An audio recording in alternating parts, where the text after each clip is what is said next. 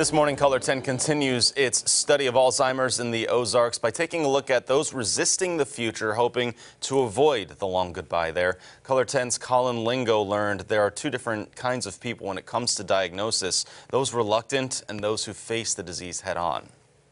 This disease is near and dear to my heart just because of everybody I've lost in my family. So.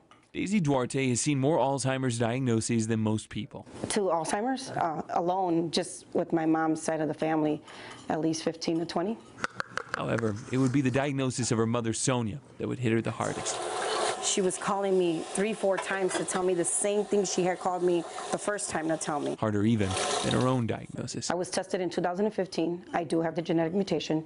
I'm not symptomatic. I don't show any signs. The way Daisy sees it, I have not thought of it like it's the end of the world or I can't do nothing. If anything, I prepare myself for the future. And it's that outlook that makes her the exception. It is difficult. Dr. Dana Lemaire with the Missouri Memory Clinic, a branch of the Citizens Memorial Hospital in Bolivar, Missouri, says traditionally people fear the uncertainty that follows an Alzheimer's diagnosis. A lot of times there's grief.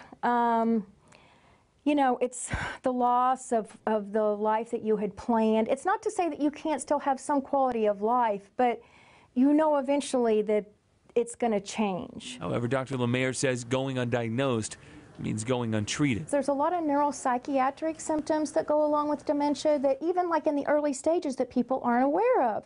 And those are some of the easiest to treat with medication. Through caring for her mother, watching her 19-year-old nephew Martin do the same, Daisy knows it's actually hardest on those without the illness. I couldn't ask for a better psychic than him.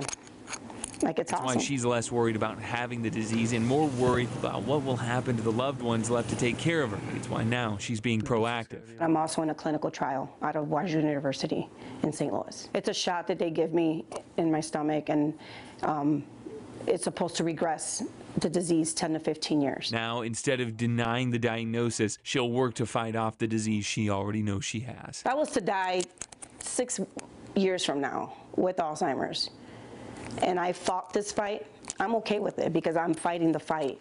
Colin Lingo, Color 10 News, Ozarks First. And our series on Alzheimer's continues tonight with part 2 of this morning's story. Colin will examine the difficulty of being a caregiver.